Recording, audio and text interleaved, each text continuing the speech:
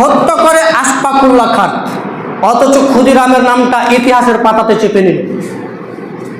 যে বম তো মারলো কিন্তু পড়লো অন্য জায়গায়। আর আশফাকুল্লাহ খান যিনি ইংরেজকে এই দেশ থেকে বম মেরে উড়িয়ে দিলেন, তার নামটা ইতিহাসের পাতাতে উঠলো না কেন? আমরা ক্ষুদিরামের বদনাম করতে চাইছি না, তার নামটা ইতিহাসের পাতাতে উঠলো, আর আশফাকুল্লাহ খানের নামটা ইতিহাসের পাতাতে উঠলো না কেন? কেন আমরা আজকে বলবো না ভারতবর্ষের ইতিহাস থেকে মুসলমানদের অবদানকে বিকৃত করা হচ্ছে? কেন আমরা আজকে বলবো না ভারতবর্ষের মাটি থেকে এই ইতিহাসকে বিকৃত? মাসুর টিপু সুলতান, শের মাসুর টিপু সুলতান, ময়দানে জং মে শের মশহুর থা টিপু সুলতান। তিনি খুব খতরনাক ছিলেন ইংরেজদের বিরুদ্ধে। জুলুমাত কে সামনে বন গয়ে খড়া থা টিপু সুলতান। জুলুম করার পরে, অত্যাচার করার পরে ইংরেজদের বিরুদ্ধে দাঁড়িয়েছিলেন কে?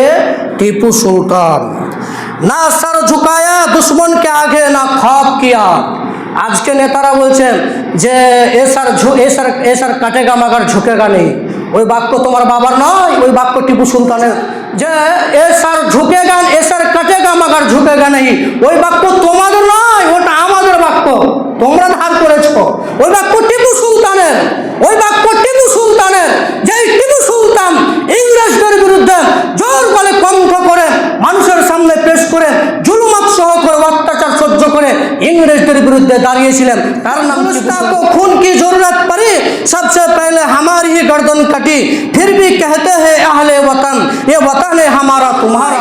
মনে রাখা ভালো হবে, যেদিন টিপু সুলতানকে কর্ণাটকের মাটিতে 1799 সালে তাকে হত্যা করে দেওয়া হয়, সেদিন ইংরেজরা বলেছিল আজ থেকে হিন্দুস্তান মুক্তি, আজ থেকে হিন্দুস্তান আমাদের।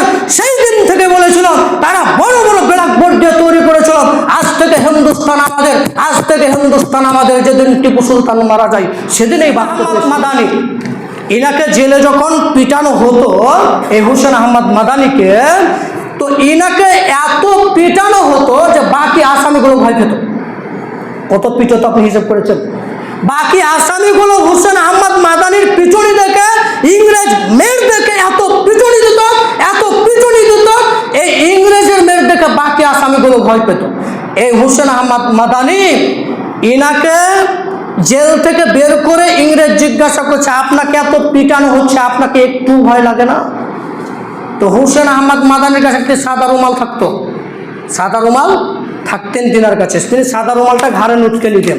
তখন হুসেন আহমদ মাদানি বলেছিলেন, শোনো, এই যে সাদা রুমাল দেখছ, এটাকে আমরা কাফন মনে করি, এটাকে আমরা কি মনে করি? কাফন মনে করি, এটা আমাদের কাফন। যেদিন মারা যাবো এই কাফন নেই মারা যাব। শোনো, তুমি মনে করছো এই হুসেন আহমদ মাদানিকে এই জেলের ভিতরে পিটে, জেলের ভিতরে অত্যাচার করে, তুমি কি মনে করছো যে ভারত স্বাধীন আন্দোলনে এই হুসেন আহমদ মাদানি কথা বলবে না, ভারত স্বাধীন আন্দোলন ছেড়ে দিবে? তুমি এটা মনে করছো? জি না, কখনো হবে না। যেই ব্যক্তি মৃত্যুকে ভয় করে না, কাফন নিয়ে সাথে থাকে, সেই ব্যক্তি মৃত্যুকে ভয় করে। হুসেন আহমদ মাদানি এই বাক্য বলেছিলেন, যেটা বলেছিল 3 সালে সবাই তাদের ইংরেজদের গোলামি মেনে নিয়েছিল। কি গোলামি? পাকা মসজিদ তৈরি করতে গেলে 600 টাকা ট্যাক্স লাগবে, কাঁচা মসজিদ তৈরি করতে গেলে 200 টাকা ট্যাক্স লাগবে। মুসলমানদের বাড়িতে 3টা গরু থাকলে 1টা গরু তারা নিয়ে নেবেন, 12টা মুরগি থাকলে 2টা মুরগি তারা নিয়ে নেবেন, 10টা ডিম থাকলে তারা 2টা নিয়ে নেবেন। এই যখন 1803 সালে সমস্ত গোলামিকে মেনে নিল, সেই সময় কলম ধরেছিলেন শাহ আব্দুল আজিজ রহিমাহুল্লাহ আলাই, যার গোটা পরিবার শুরু থেকে শেষ অবধি গোটাই আলেম। গোটাই কি? আলেম। আর এটা ছোটোখাটো আলেম নয়, বিশাল বড় বড় আলেম। যখন সকল মানুষ আপনারা মেনে নিয়েছিলেন, তখন সর্বপ্রথম 1803 সালে শাহ আব্দুল আজিজ রহমাহুল্লাহ আলাই কলম ধরেছিলেন, কলম ধরে বলেছিলেন আজ থেকে সবচেয়ে বড় ইবাদত হচ্ছে ইংরেজদের বিরুদ্ধে জিহাদ করা। ইংরেজদের বিরুদ্ধে কি করা? জিহাদ করা। কে কথা বললেন? একজন আলেম শাহ আব্দুল আজিজ রহমাহুল্লাহ আলাই বললেন সব থেকে বড় জিহাদ এখন করা হচ্ছে ইংরেজদের বিরুদ্ধে জিহাদ করা। এই বাক্যকে ধরে নিয়ে পশ্চিমবঙ্গের একজন মানুষ যার নাম সৈয়দ মীর নেসার আলী, সৈয়দ মীর নেসার আলী 17 বছরে ইংরেজদের বিরুদ্ধে তালোয়ার ধরেছিল। কত বছরে? 17 বছরে ইংরেজদের বিরুদ্ধে তালোয়ার ধরেছিল। আর এই চর্চা, এই ফতোয়া যখন শাহ আব্দুল আজিজ দিলেন, গোটা ভারতে ছড়িয়ে গেল এই ফতোয়া যে আজকের মধ্যে সবচেয়ে বড় জিহাদ হচ্ছে ইংরেজদের বিরুদ্ধে জিহাদ করা। 1803 সালে শাহ আব্দুল আজিজ ফতোয়া দিয়েছিলেন।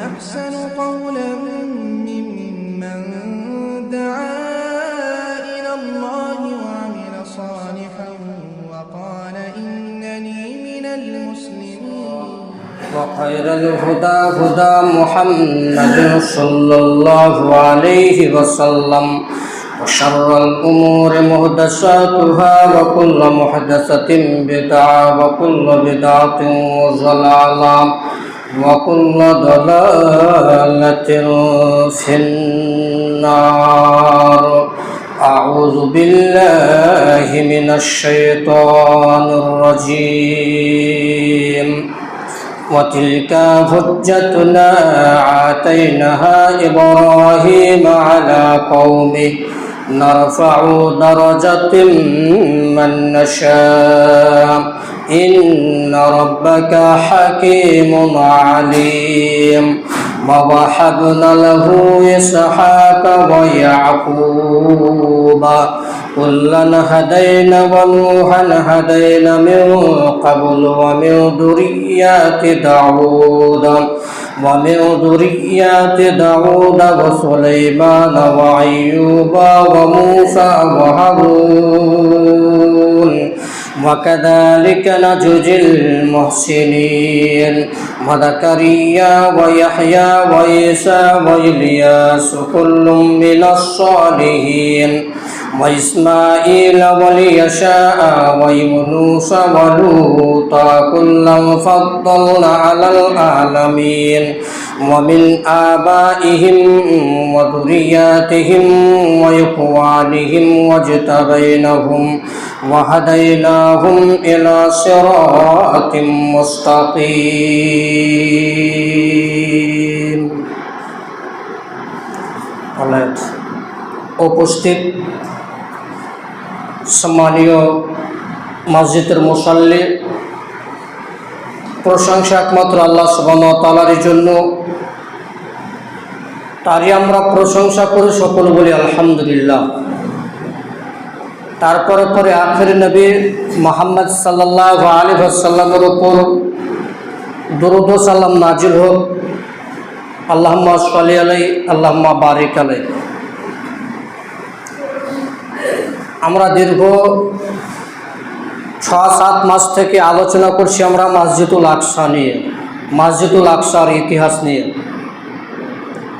আজকের আলোচনার বিষয় হবে ভারত স্বাধীন আন্দোলনে মুসলমানদের অবদান। যে ইতিহাসগুলো আমাদের সকলকে স্মরণ করা অত্যন্ত জরুরি বলে আমরা মনে করি। যেরকম আমরা নবীদের ইতিহাস শুনেছি, সেরকম আজকে আপনাদের আমরা যেই ভারতবর্ষে বসবাস করছি সেই ভারতবর্ষের ইতিহাস আপনাদের সম্মুখে আজকে পেশ করব। যারা আজকে বলছেন মুসলমানদের কোনো অবদান নেই, এই ভারতবর্ষের মাটিতে মুসলমানদের কোনো ভূমিকা নেই এবং ভারতবর্ষের মাটি থেকে মুসলমানদের ইতিহাস, মুসলমানদের ভূমিকা, মুসলমানদের অবদানকে মুছে দেওয়া হচ্ছে। অথচ তাদের যদি অনুসরণ করে যারা আজকে বলছেন যে ভারতবর্ষে মুসলমানদের কোনো অবদান নেই, তারাকে যদি আজকে জিজ্ঞাসা করা হয় তাহলে তারই দেখবেন ভারতবর্ষে তাদের কোনো অবদান নাই বললেই চললেন। ডক্টর এম রাও ইনি যে একটা টেবিল হয়েছিল, একটা মাসওয়ারা হয়েছিল, সেই মাসওয়ারাতে অধিকাংশ পরামর্শ দিয়েছিলেন মুসলিমেরা। সেই তালিকাতে মুসলিমদের নাম যুক্ত করা আছে। আজকে সেই ভারতবর্ষ নিয়ে আমরা কথা বলবো। যে ভারতবর্ষ স্বাধীন হয়েছে 1947 15ই আগস্ট, ইংরেজি মাসের 8 নম্বর মাস, অর্থাৎ এই মাসে আগামীকাল শনিবার স্বাধীনতা আমরা পালন করব। যে স্বাধীনতা আমাদের সামনে, আমরা যে স্বাধীন পেলাম, তো এই স্বাধীনতা কোথা থেকে আসলো? এই স্বাধীনতা আন্দোলনে আমাদের বাপদাদার কতটুকু ভূমিকা ছিল? আমার বাপদাদা এই স্বাধীনতা আন্দোলনে কতটুকু ভূমিকা রেখেছিল? ভারতবর্ষের মানুষকে আজকে বিশেষ করে একটি জাতি, মুসলিম জাতিকে বলা হচ্ছে কোনো জায়গায় গাদ্দার, তো কোনো জায়গায় দেশদ্রোহী, তো কোনো জায়গায় আমাদের নামে রচনা পেশ করে বলছেন হিন্দু হিন্দু হিন্দুস্তান, ভাগো মোল্লা পাকিস্তান। এরকম করে মানুষের সামনে আমাদের রচনা প্রবেশ করানো হচ্ছে, কবিতা পেশ করানো হচ্ছে। মোল্লা হলেন, তার স্থান হবে পাকিস্তানে, কথা কে বলেছিল? হিন্দি হিন্দু হিন্দুস্তান, ভাগো মোল্লা পাকিস্তান, এই স্লোগান কে তোমাকে দিতে বলল?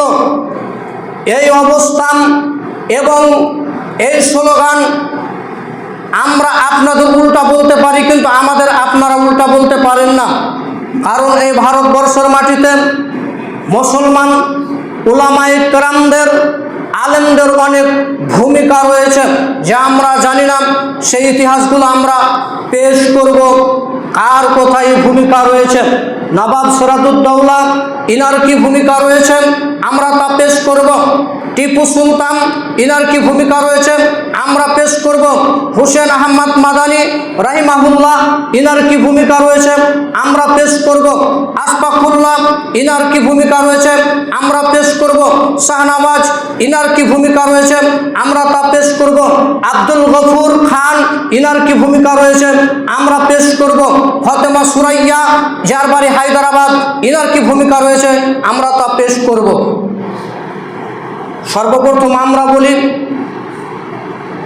এই ভারতবর্ষের মাটিতে ইংরেজ কিভাবে প্রবেশ করলো, ইংরেজ কিভাবে ভারতবর্ষ গোটাকে দখল করলো।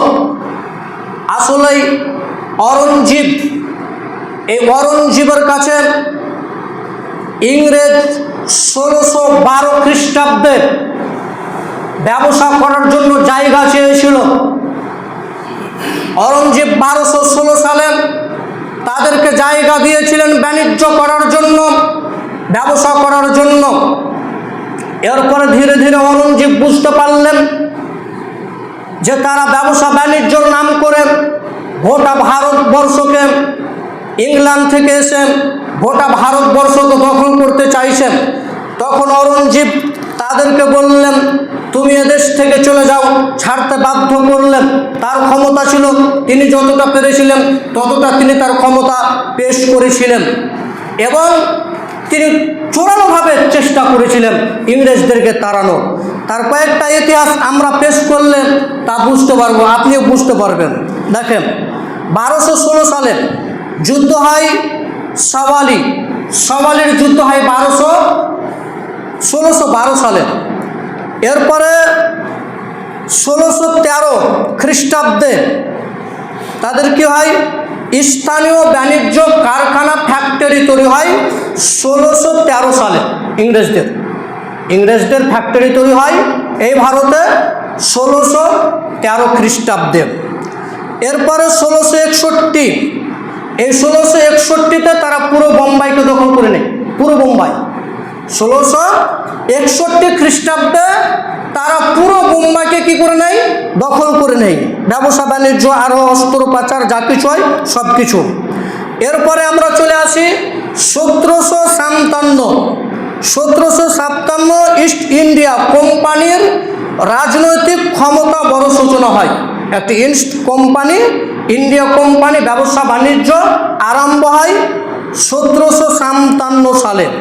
আর এই 1757 সালে নবাব সিরাজউদ্দৌলার যুদ্ধ হয়, পলাশির যুদ্ধ, তা আমরা পেশ করব।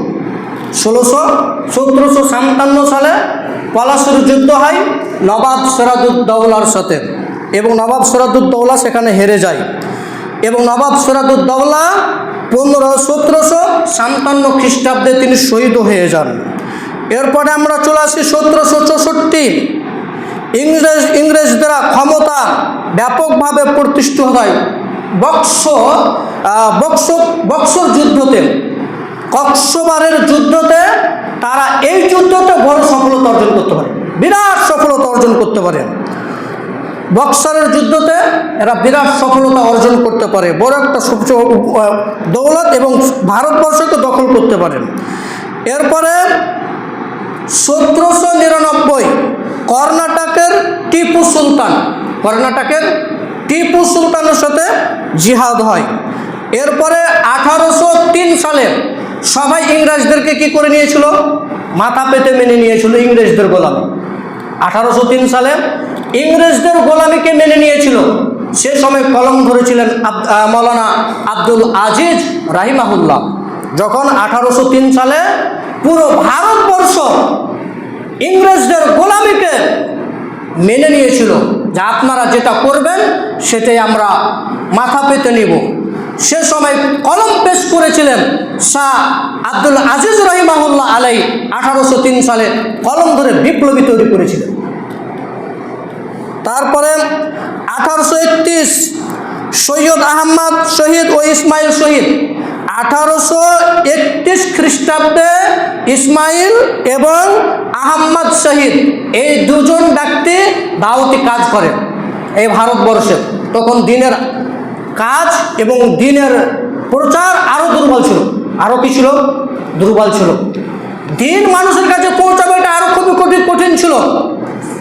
তাহলে ভূমিকাতে দেখবেন যে সমস্ত ভূমিকা পেশ করেছেন আলেমেরা। সমস্ত ভূমিকা পেশ কে করেছেন? আলেমেরা করেছেন। যারা আজকে আপনারা আলেমদেরকে গোলাম বানিয়ে রেখেছেন, সেটা মসজিদ হোক বা মাদ্রাসাই হোক, তাকে কোনো স্বাধীনতা দেওয়া হয় না। অথচ এই ভারতবর্ষের মাটিতে সবচেয়ে ভূমিকা পেশ করেছিল এই উলামায়ে কেরামগণ।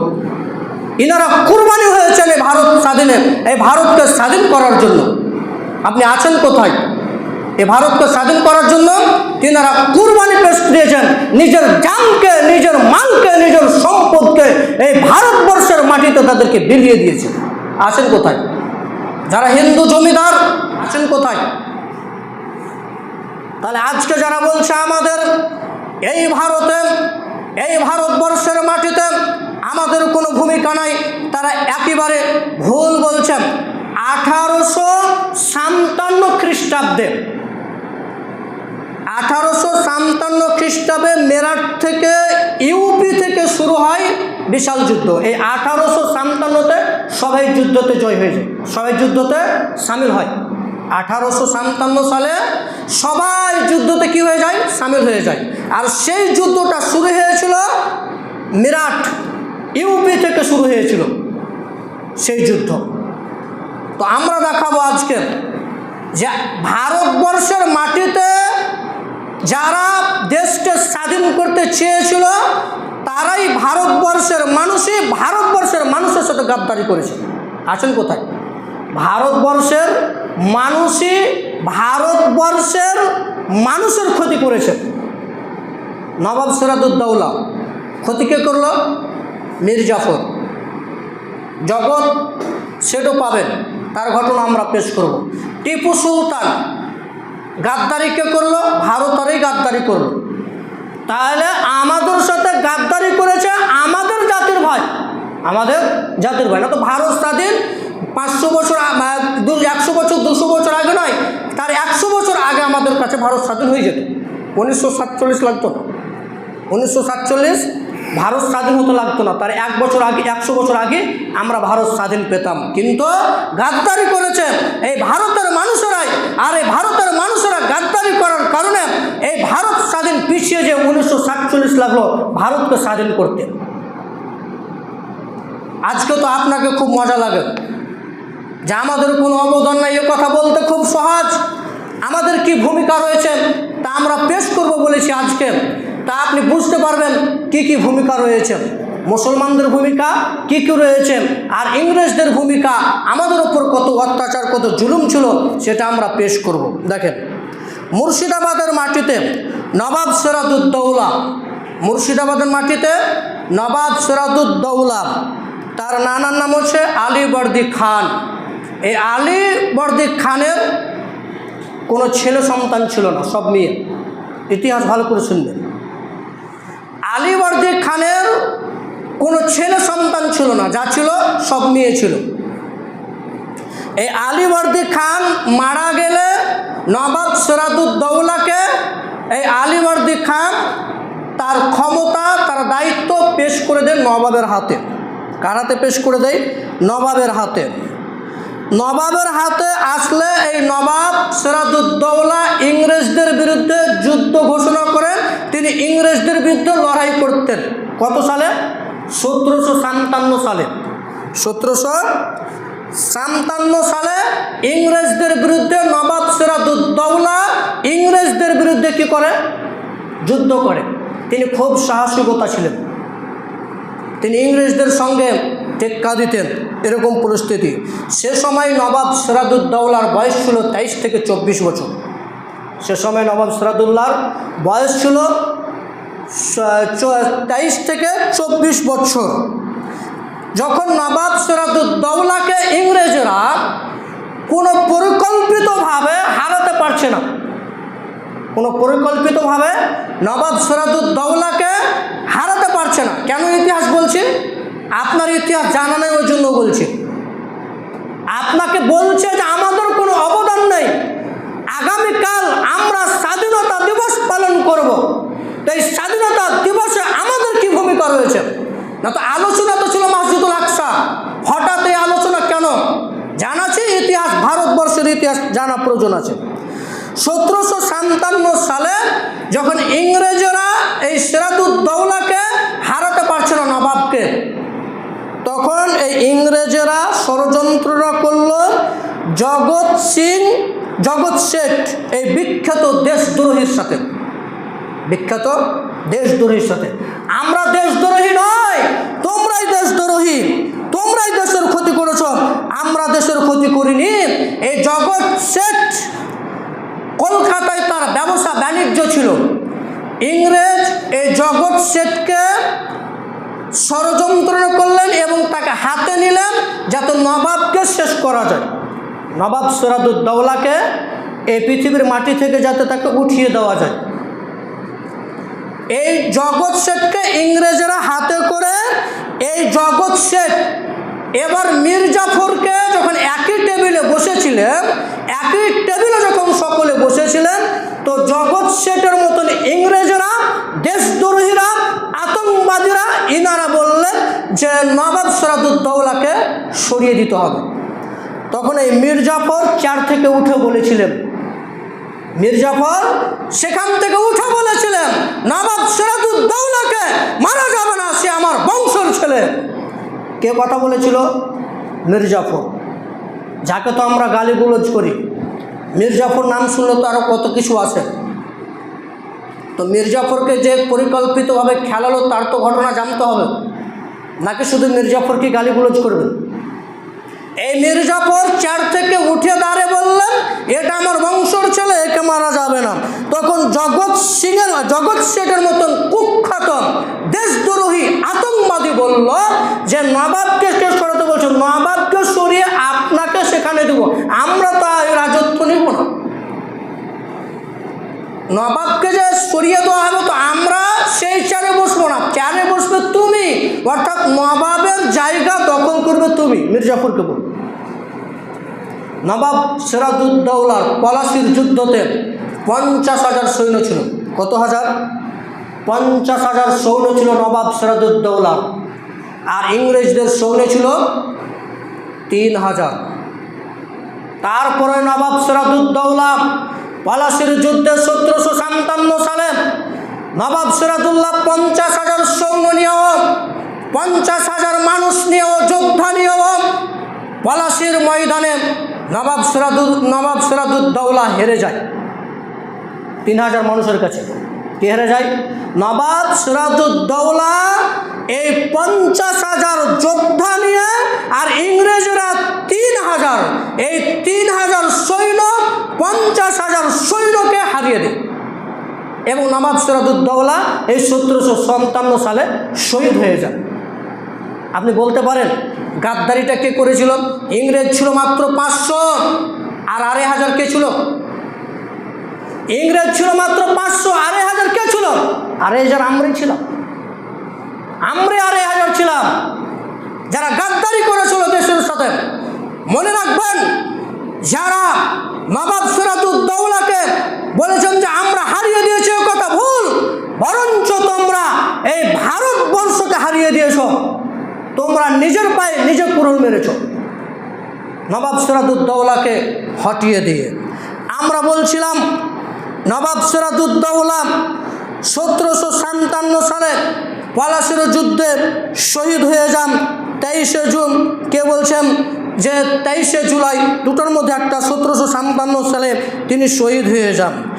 এরপরে আমরা আরেকজনের ঘটনা পেশ করলে আপনারা বুঝতে পারবেন, যার নাম হচ্ছে শাহ আনাজ।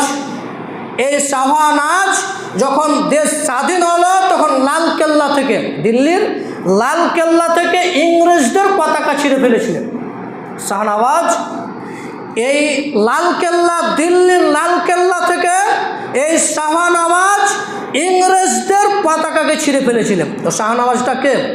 ওটা আমাদের না, ওটা আপনাদের? আমাদের ওটা। আমরা দেশদ্রোহী না তোমরা দেশদ্রোহী? কেন আজকে আমাদের নামে কবিতা পেশ করা হচ্ছে? আমরা দেশদ্রোহী নয়। ইংরেজ কিনিসপট, ইংরেজ কিনিসপট, এই কিনিসপটকে ক্ষুদিরাম বম মারে, কিন্তু ক্ষুদিরামকে বম লাগে না, পরাজয় ক্ষুদিরামের ফাঁসি হয়, কিন্তু ক্ষুদিরামের বম অন্য এক জায়গায় পড়ে, আর এই ক্ষুদিরাম অন্য এক জায়গায় পড়ে, ক্ষুদিরামকে ফাঁসি হয়। এরপরে এই ইংরেজ কিনিসপটকে হত্যা করে আশফাকুল্লাহ খান, অথচ ক্ষুদিরামের নামটা ইতিহাসের পাতাতে চেপে নিল। যে বম তো মারল কিন্তু পড়লো অন্য জায়গায়, আর আশফাকুল্লাহ খান যিনি ইংরেজকে এই দেশ থেকে বম মেরে উড়িয়ে দিলেন, তার নামটা ইতিহাসের পাতাতে উঠলো না কেন? আমরা ক্ষুদিরামের বদনাম করতে চাইছি না, তার নামটা ইতিহাসের পাতাতে উঠলো, আর আশফাকুল্লাহ খানের নামটা ইতিহাসের পাতাতে উঠলো না কেন? কেন আমরা আজকে বলবো না ভারতবর্ষের ইতিহাস থেকে মুসলমানদের অবদানকে বিকৃত করা হচ্ছে? কেন আমরা আজকে বলবো না ভারতবর্ষের মাটি থেকে এই ইতিহাসকে বিকৃত করা হচ্ছে? কেন ক্ষুদিরামের নাম এই ইতিহাসের পাতাতে উঠল, কেন আশফাকুল্লাহর নাম এই পাতাতে উঠল না? চিন্তা করেছেন? চিন্তা করবেন।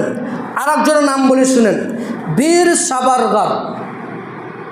ইনি ছিলেন ভারতবর্ষে, ছিলেন কোথায়? ভারতবর্ষে। ইনি গ্রেপ্তার হয় 1910 সালে, ইংরেজদের হাতে 1910 সালে গ্রেপ্তার হয়ে যায় এবং তাকে সাজা ঘোষণা করে সাভারকরকে কালাপানি, আন্দামান নিকোবর, আন্দামান নিকোবর, যেখানে কালাপানির শাস্তি দেওয়া হলো কাকে? এই সাভারকরকে 1910 সালে। যে কালাপানি, অনেকে কাজে গিয়েছেন, সেই কালাপানি যেটা ভারতের জায়গা, কিন্তু ভারত থেকে জায়গা আলাদা, ভারতের জায়গা, ভারতের সীমানা সব কিছু, কিন্তু এমন একটি জায়গা যেখানে মানুষকে রাখা হতো, খাদ্য পেত না, মানুষ ঢুকে ঢুকে মারা যেত, এমন এক জায়গায়।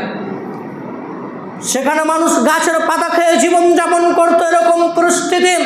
কালাপানির তাদেরকে জীবন সেখানে বন্দি করে দেওয়া হতো।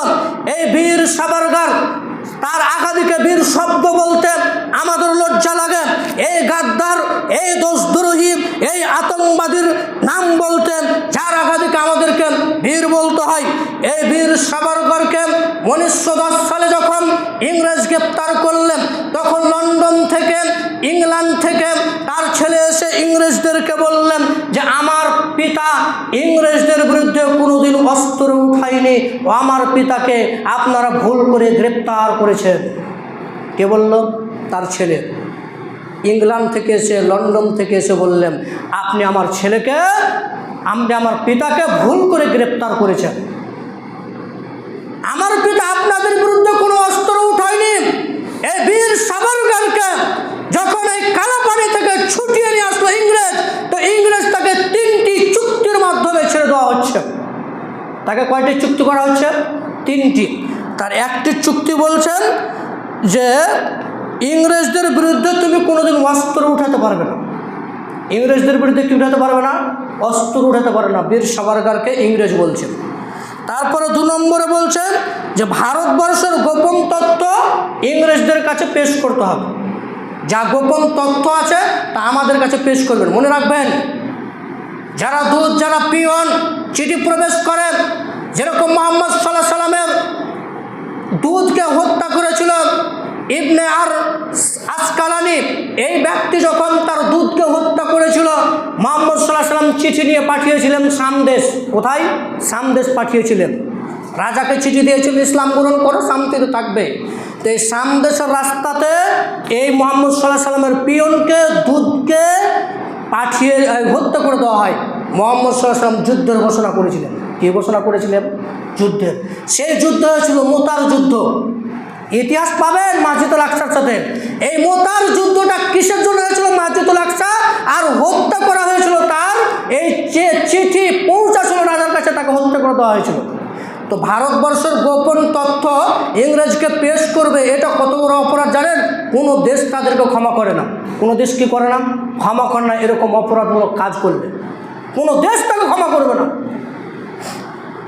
এই বীর সাভারকর 3 নম্বর চুক্তি হলো তুমি তোমার সংখ্যা বাড়াবে। তুমি একা নয়, তুমি কি আরও 10 জনকে তোমাকে বাড়াতে হবে। তুমি তো গোপন কথা মানুষকে পেশ করবে, তথ্য প্রকাশ করবে, আমাদের সামনে লিক করবে, আর তুমি যে একাই থাকবে কত নয়, তোমার সঙ্গে আরও যাতে 10 জন এই গোপন ভারতবর্ষের কথা আমাদেরকে পেশ করে, 10 জনকে বাড়াবে। যে জনাব মাথা পেতে মেনে নিল বীর সাভারকর, চিন্তা করেছেন এই দেশদ্রোহী, এই আতঙ্কবাদীর নাম ইতিহাসের পাতাতে উঠেছিল। এই ইতিহাসের পাতাতে এই দেশদ্রোহীর নাম কেন? এই তো ভারতবর্ষের থেকে ভারতবর্ষের ক্ষতি করেছে এবং ভারতবর্ষের গোপন তথ্য ইংরেজদেরকে পেশ করেছে। এর নাম নাকি বীর। লজ্জা লাগে এদের আগাদিকে বীর বলতে। এরপরে আমরা চলে আসব 1799 খ্রিস্টাব্দে টিপু সুলতান কর্ণাটকের, সেই কর্ণাটকের টিপু সুলতানের ঘটনা আমরা পেশ করতে পারি। নবাব সিরাজউদ্দৌলাকে 1757 সালে তাকে পরাজয় করলেন, শহীদ করলেন। এরপরে 1799 সালে চলে গেলেন কর্ণাটকে টিপু সুলতান। দক্ষিণ ভারতের মহীশূরের শাসক ছিলেন মহাবীর টিপু সুলতান। কর্ণাটকের মহাবীর ছিলেন, যিনি ইংরেজদের বিরুদ্ধে খুব জোরে এবং ইংরেজদের বিরুদ্ধে খুব কঠোরভাবে লড়তে পারতেন এই টিপু সুলতান। টিপু সুলতানের সাথে কয়েকবার জিহাদ হয়, টিপু সুলতান জিতে নেই। পরবর্তীতে টিপু সুলতান পরাজয় হয়, টিপু সুলতানকে শহীদ করে দেওয়া হয়। আলহামদুলিল্লাহি ওয়াহদাহ ওয়াসসালাতু ওয়াসসালামু আলা মান লা নাবিয়্যা বা'দাহ আম্মা বা'দ ফাআউযু বিল্লাহি মিনাশ শাইতানির রাজিম। আমরা টিপু সুলতানের কথা বলছিলাম। ইতিহাসে কত আছে তা লম্বা সময় লাগবে, তা আমরা পেশ করব ধীরে ধীরে। এবার দেখেন টিপু সুলতান শেষ সময় কি বলেছিলেন। তিনি শের ছিলেন, শের অর্থাৎ শায়ের পেশ করতেন। তিনি বলছেন শায়রে মাসুর টিপু সুলতান, শায়রে মাসুর টিপু সুলতান, ময়দানে জং মে শের মশহুর থা টিপু সুলতান। তিনি খুব খাতারনাক ছিলেন ইংরেজদের বিরুদ্ধে। জুলুমাত কে সামনে বন গয়ে খড়া থা টিপু সুলতান। জুলুম করার পরে, অত্যাচার করার পরে ইংরেজদের বিরুদ্ধে দাঁড়িয়েছিলেন কে? টিপু সুলতান। না সর ঝুকায়া দুশ্মনকে আগে, না খौफ কিয়া। আজকে নেতারা বলছেন যে এসার কাটেগা মাগার ঝুঁকেগা নেই। ওই বাক্য তোমার বাবার নয়, ওই বাক্য টিপু সুলতানের।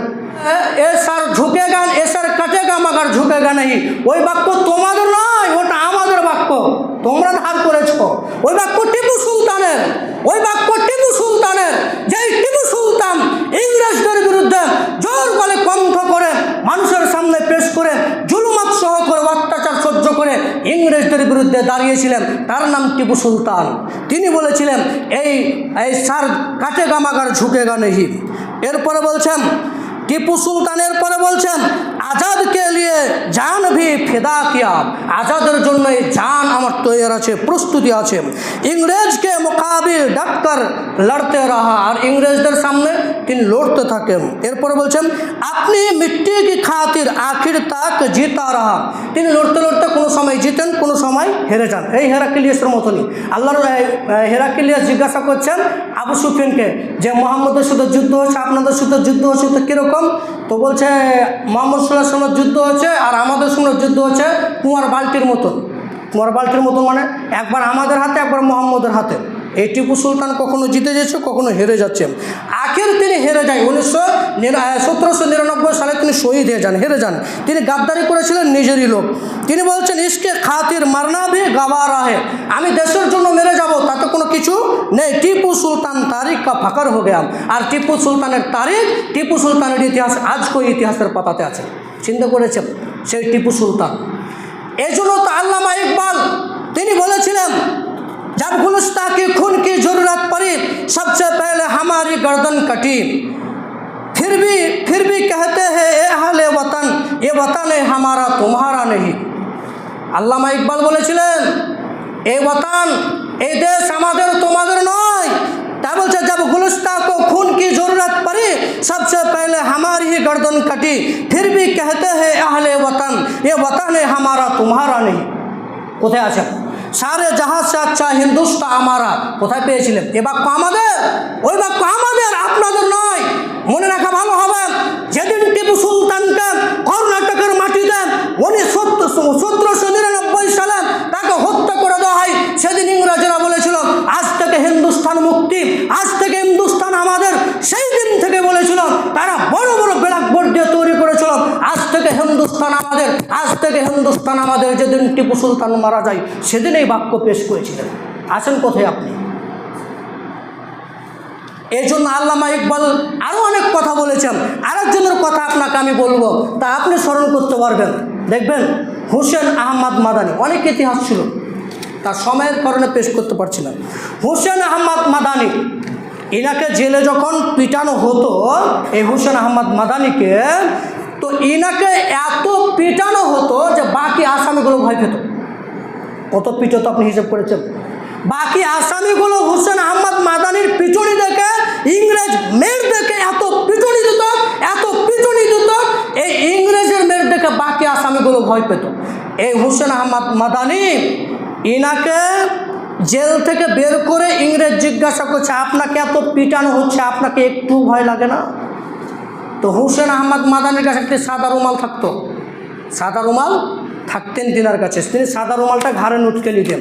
তখন হুসেন আহমদ মাদানি বলেছিলেন শোনো, এই যে সাদা রুমাল দেখছ এটাকে আমরা কাফন মনে করি, এটাকে আমরা কি মনে করি? কাফন মনে করি, এটা আমাদের কাফন। যেদিন মারা যাবো এই কাফন নেই মারা যাব। শোনো, তুমি মনে করছো এই হুসেন আহমদ মাদানিকে এই জেলের ভিতরে পিটে, জেলের ভিতরে অত্যাচার করে তুমি কি মনে করছো যে ভারত স্বাধীন আন্দোলনে এই হুসেন আহমদ মাদানি কথা বলবে না, ভারত স্বাধীন আন্দোলন ছেড়ে দিবে? তুমি এটা মনে করছো? জি না, কখনো হবে না। যেই ব্যক্তি মৃত্যুকে ভয় করে না, কাফন নিয়ে সাথে থাকে, সেই ব্যক্তি মৃত্যুকে ভয় করে। হুসেন আহমদ মাদানি এই বাক্য বলেছিলেন, যেটা বলছিলাম 1803 সালে সবাই তাদের ইংরেজদের গোলামি মেনে নিয়েছিল। কি গোলামি? পাকা মসজিদ তৈরি করতে গেলে 600 টাকা ট্যাক্স লাগবে, কাঁচা মসজিদ তৈরি করতে গেলে 200 টাকা ট্যাক্স লাগবে। মুসলমানদের বাড়িতে 3টা গরু থাকলে 1টা গরু তারা নিয়ে নেবেন, 12টা মুরগি থাকলে 2টা মুরগি তারা নিয়ে নেবেন, 10টা ডিম থাকলে তারা 2টা নিয়ে নেবেন। আপনারা মেনে নিয়েছিলেন 1803 সালে সমস্ত গোলামিকে। এই যখন 1803 সালে সমস্ত গোলামিকে মেনে নিল, সেই সময় কলম ধরেছিলেন শাহ আব্দুল আজিজ রহিমাহুল্লাহ আলাই, যার গোটা পরিবার শুরু থেকে শেষ অবধি গোটাই আলেম। গোটাই কি? আলেম। আর এটা ছোটোখাটো আলেম নয়, বিশাল বড় বড় আলেম। একটা বই লেখা আছে, যখন সকল মানুষ আপনারা মেনে নিয়েছিলেন তখন সর্বপ্রথম 1803 সালে শাহ আব্দুল আজিজ রহমাহুল্লাহ আলাই কলম ধরেছিলেন। কলম ধরে বলেছিলেন দিয়েছিলেন আজ থেকে সবচেয়ে বড় ইবাদত হচ্ছে ইংরেজদের বিরুদ্ধে জিহাদ করা। ইংরেজদের বিরুদ্ধে কী করা? জিহাদ করা। কে কথা বললেন? একজন আলেম শাহ আব্দুল আজিজ রহমাউল্লাহ আলাইহি বললেন সবথেকে বড় জিহাদ এখনকার হচ্ছে ইংরেজদের বিরুদ্ধে জিহাদ করা। এই বাক্যকে ধরে নিয়ে পশ্চিমবঙ্গের একজন মানুষ যার নাম সৈয়দ মীর নেসার আলী, 17 বছরে ইংরেজদের বিরুদ্ধে তালোয়ার ধরেছিল। কত বছরে? 17 বছরে ইংরেজদের বিরুদ্ধে তালোয়ার ধরেছিল। আর এই চর্চা, এই ফতোয়া যখন শাহ আব্দুল আজিজ দিলেন, গোটা ভারতে ছড়িয়ে গেল এই ফতোয়া যে আজকের মধ্যে সবচেয়ে বড় জিহাদ হচ্ছে ইংরেজদের বিরুদ্ধে জিহাদ করা। 1803 সালে শাহ আব্দুল আজিজ ফতোয়া দিয়েছিলেন। এবং আরেকটি কথা আপনাকে বলি শেষের বেলায়, যেহেতু সময় শেষের দিকে, আব্দুল গফুর ইনি 1500 থেকে 1600 সৈনিককে ইংরেজদের বিরুদ্ধে জিহাদ করার জন্য তৈরি করেছিলেন। তো যখন ইংরেজরা গুলি চালায় তখন আব্দুল গফুরকে বলেছিলেন যে আপনি আব্দুল গফুর খান, আপনি কেমন করে আপনার সৈন্য তৈরি করেছেন যারা আমাদের গুলিতে পিছনে পালিয়েছে? তো আব্দুল গফুর খান কি বলেছিলেন জানেন? শোনো, যদি আমার সৈন্যের একটা পিঠে গুলি থাকে তাহলে আমি আর কোনোদিন তোমাদের বিরুদ্ধে যুদ্ধ করব না। 1500 থেকে 1600 সৈন্যকে দেখা হলো তাদের বুকে গুলি ছিল। এই সাদা যারা অত্যাচার করেছে তাদেরকে দেখে আমার সৈন্য পিঠে গুলি খাবে, পালিয়ে যাবে, একথা হতে পারে না। যদি একথা হয় তাহলে আমি আব্দুল গফুর বলছি আর তোমাদের বিরুদ্ধে কোনোদিন কলম ধরবো না, আজকে শেষ করে দিলাম। এরপরে এই যে পতাকা দেখছেন, পতাকা দেখছেন, 5 মিনিট সময় নিচ্ছে আজকে, কিন্তু 5 মিনিট সময় হয়ে গেছে, আর 5 মিনিট নিচ্ছে। তো এই যে পতাকা দেখছেন, এই পতাকা যে রং দেখছেন নীল, সাদা, ঘেরুয়া, এই ডিজাইনটা কে দিয়েছিল ভাই? ওটা আপনারা দিয়েছিলেন? ওটা আমরাই দিয়েছিলাম। ফতেমা সুরাইয়া, যার হায়দ্রাবাদ বাড়ি, উনি দিয়েছিলেন। ফতেমা সুরাইয়া, যেনার হায়দ্রাবাদ বাড়ি, ওই পতাকা রং দিয়েছেন। দেখো তোমরা যারা আতঙ্কবাদী বলছো, যারা তোমরা দেশপ্রেমী বলছো, যারা তোমরা আতঙ্কবাদী বলছো, একটা পতাকা লটকে দেখাও ভারতবর্ষের মাটিতে, সব বাতিল হয়ে যাবে। ক্ষমতা আছে? নেই। ওই পতাকাও আমরাই দিয়েছিলাম। ওই পতাকা যারা উত্তোলন করছে, আমরা যারা উত্তোলন করছি, যেই পতাকাকে আমরা ভালোবাসি, যেই পতাকাকে আমরা সম্মান করি, সেই পতাকার রং আমরাই দিয়েছিলাম। যার বাড়ি ছিল হায়দ্রাবাদ। যে ইতিহাস অনেকগুলো ছিল, শেষের মুহূর্তে অনেকগুলো লোড করা আছে আমার কাছে। শেষের মুহূর্তে যেটা চলে আসে, ভারত স্বাধীন হলো, তো ভারতের প্রধানমন্ত্রী হলেন জওহরলাল নেহরু। ইনি ভারতবর্ষের প্রথম প্রধানমন্ত্রী। উনি বলছেন যে সাদেকপুর থেকে দিল্লি অবধি এমন একটি গাছ ফাঁকি ছিল না, এমন একটি গাছ বাকি ছিল না যেখানে উলামায়ে কেরামদেরকে ফাঁসি দেওয়া হয়। কোথায় আছেন? আমাদের দিল্লির গেট প্রমাণ করে। আজকে জাম দিল্লির গেটে যে দেখেন 9400 শহীদ, 94,300 শহীদ দিল্লির গেটে পাথরের অঙ্কন করে লেখা আছে। সেই 94,300 শহীদদের মধ্যে 61,300 আমাদেরই নাম রয়েছে। 61 থেকে 62,000 মানুষের আমরাই আছি। তোমরা কেন আমাদেরকে দেশদ্রোহী বলছো? দিল্লির গেট আজকে প্রমাণ করে, পাথর দিয়ে অঙ্কন করা আছে, যেখানে 94,300 শহীদদের মধ্যে 62,000 আমরাই আছি। কোথায় আছেন? জওহরলাল নেহরু, ভারতবর্ষের প্রধানমন্ত্রী, উনি বলছেন সাদেকপুর থেকে নিয়ে দিল্লি অবধি একটাও এমন গাছ বাকি ছিল না যেখানে আলেমদেরকে ফাঁসি দেওয়া হয়নি।